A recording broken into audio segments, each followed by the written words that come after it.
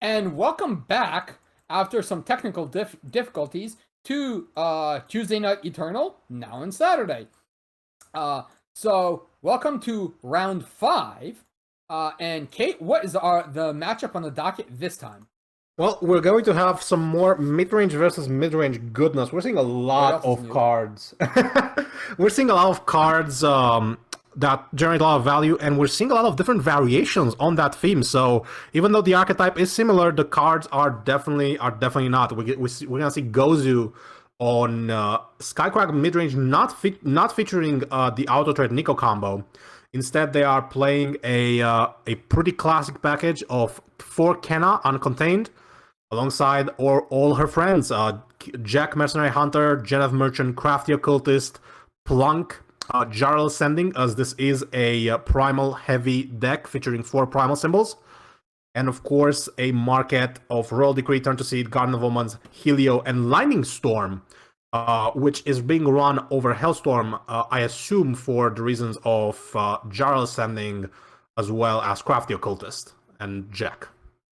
That's interesting. I usually expected to see a Genev Merchant in this style of list, but gozuuu instead opting only for the Primal Etchings as market. Oh, wait, no, I'm No, blind. there is a place for the Genev Merchant in this deck now. Yep. I'm just so used to Jack being a 4-drop that everything after Jack. Okay, that's just me being blind. No, this is a very solid list. The one thing that we do see missing here is the permafrost. Not a single copy in gozuu's list. Yeah, For, Gozu seems to be relying mostly on their fire interaction alongside cards like Mavel of Huntress and Kenna Uncontained. right, along with the display of survival, turning a big unit into a 1/4 scaly Gruin. So if your opponent has dinosaur nests out, it's gonna buff the scaly Gruin that display of survival turns the thing into. Set 1 classic Scaly Gruon, and of course on the other side of the board we're gonna have Spiffirific on their FJS. Definitely not vegan. 4 Tav Rods, 4 Black Book, 4 Verbook. We've seen it. We've been loving it this whole evening. Let's see what they have in store for us. Yep, Spiff bringing the beef. Their hand not ideal. Quite slow. We're seeing a hidden garrote and not a lot of action. Bullseye off the top is some sweet interaction, however. Yeah,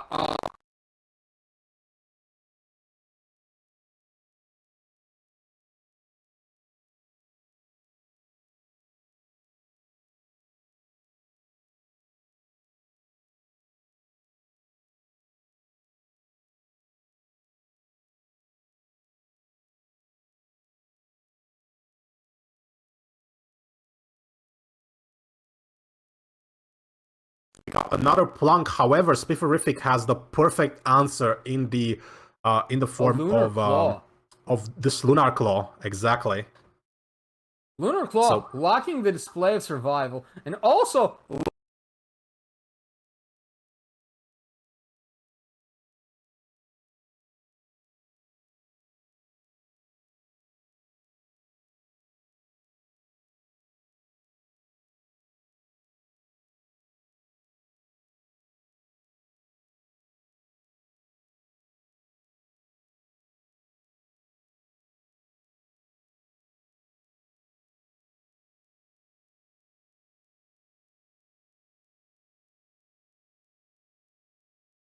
golden opportunity for Spifferific to just eat it with yeah, the bullseye. the bullseye. Yeah, the bullseye coming down, not even needing to.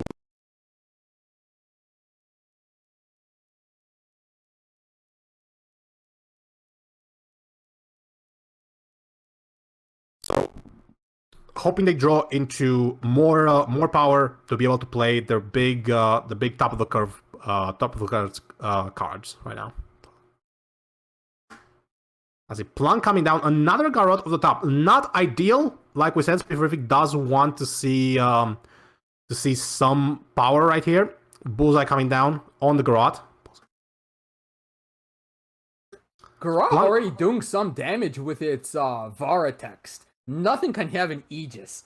So this is a pretty pushed relic weapon. It's all things said and done as far as Shadow is concerned. But Blunk did get a hit in, did get to draw a card. Primal Symbol off the top. That's actually going to be important. Quite impactful. We're gonna see Gozuuu firing off a treasure trophy.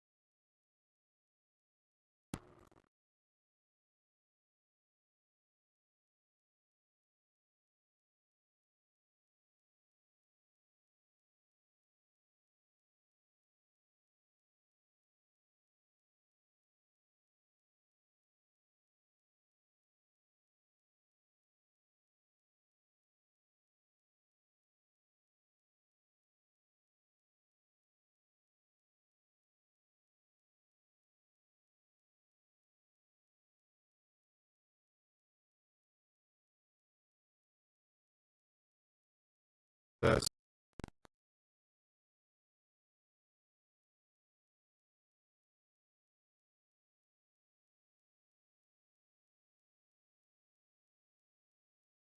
5?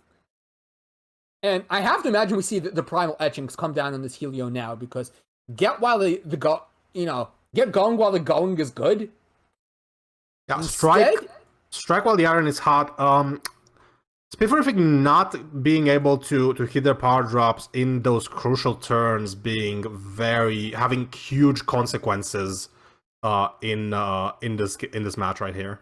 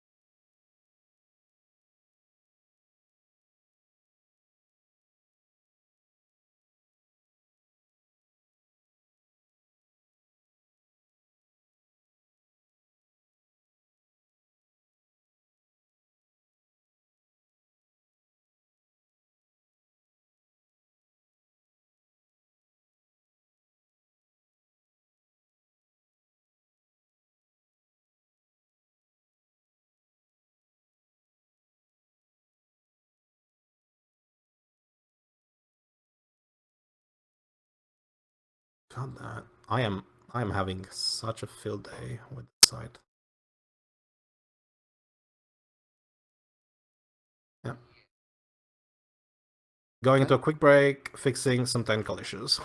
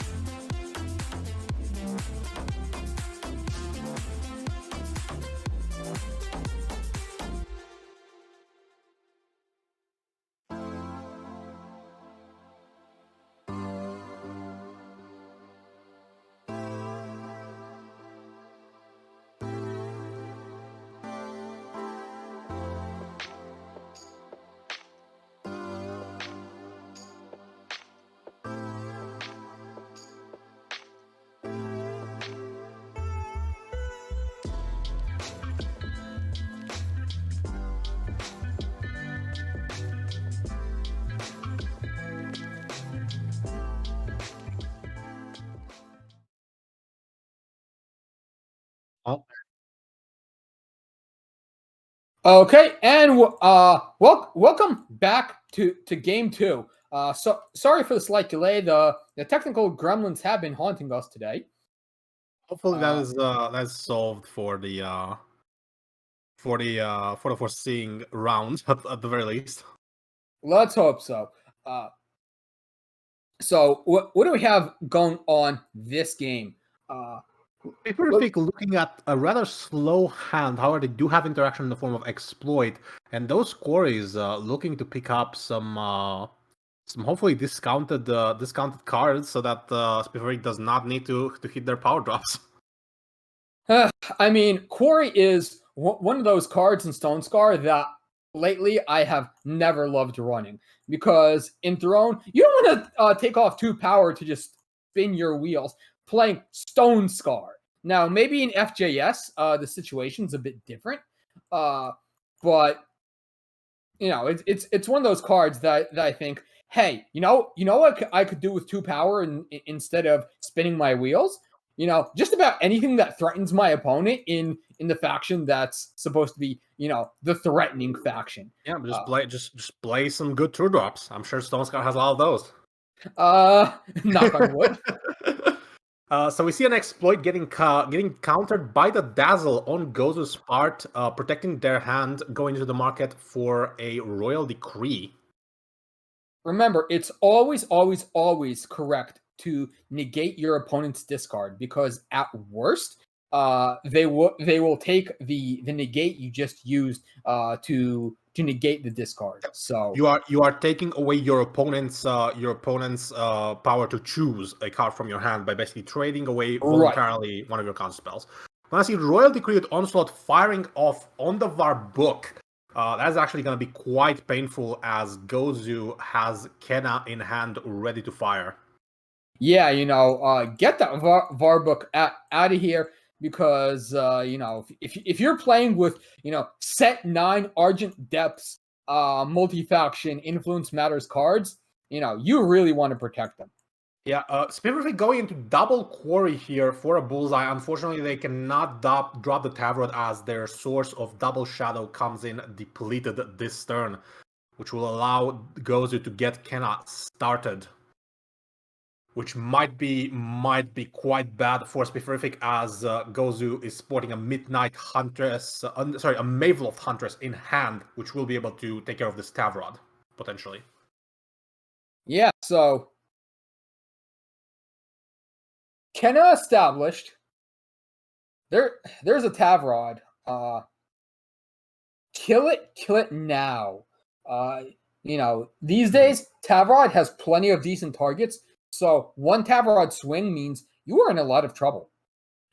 Gozu deciding to swing in with Kenna, they might merchant for the turn to seed in their market here. Turn to seed is far too slow. You cannot let the Tavrod swing. Now see Maveloth Hunters coming here. Spifferific letting that happen. I assume they're going to fire off one of their bullseyes here. No, I would not because that unlocks the Kenna. Instead, getting the plunk. Oh no, getting rid of all the Aegises, and I assume going into the market for a Nothing Remains here, which puts them incredibly ahead on board right away. However, Gozu with a merchant in hand ready to go into the market and get some gas. Or they can just top the Kenna. That works too. Yep, just a 4 or 5 Kenna without the killer. A card is so good that Gozu top taking straight fire here with the Jural, which with a little bit of luck will be able to get them even more card advantage. Yeah, and that's 6 primal on Gozu's end, so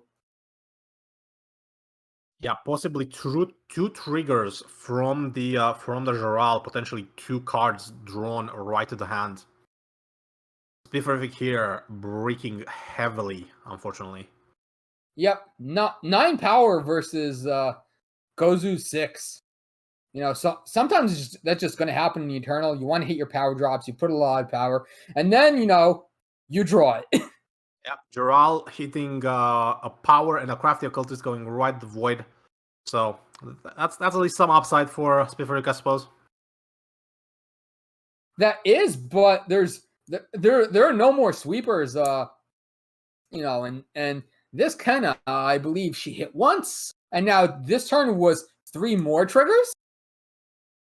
Spifferific here does have a couple of strong top decks. They could get Furious Magniventure, which helps stave off the bleeding, as well as Varbuk, which would help eliminate the Kenna. However, they draw Hidden Garrote, which does nothing on this board state, so that will be a scoop. Yep. Wow. Quick and brutal 2-0 off the back of Kenna for gozuuu, the star of this Skycrag deck of this heavy primal Skycrag archetype. Kenna, These days, one of the cards in the cycle of strong influence requirements from Argent Depths, double fire, quadruple primal for a 4/5 flyer killer. And when you have hit the enemy player with 5 units, as an ultimate, you get to draw a spell from your void. It does not get void bound or anything, you just get it. Going right into some more Eternal here. Yeah, so, Kenna Uncontained. One of the reasons the set is so wonderfully known as, spoiler, set 9 Argent Depths. Set 9 is definitely one of the defining sets for the Throne format, I would say. Absolutely. It's one of my favorite sets in how it really dives deep on one of Eternal's fundamental design aspects. Jack here coming onto Abas's hand. However, they're not going for Tazbu, instead choosing to go face and getting the Rat King out of the way. We're seeing the tail end of Stonescar versus Xenon. And okay, here's the funny part. Those rats are not allowed to die. Otherwise, Hammer Time is going to commit Tazbu side. Oh, that is actually. Wait. Very accurate. So yeah,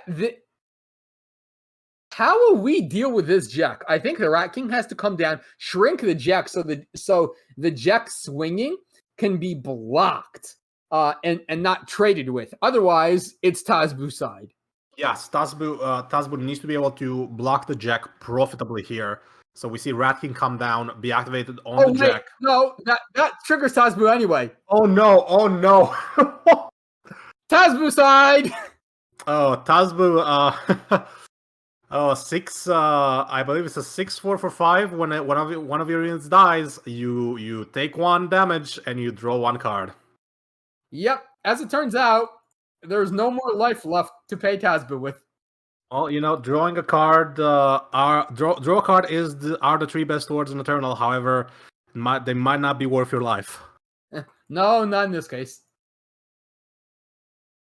All right, we are informed that's the end of the round, and we'll see you all back with top 8.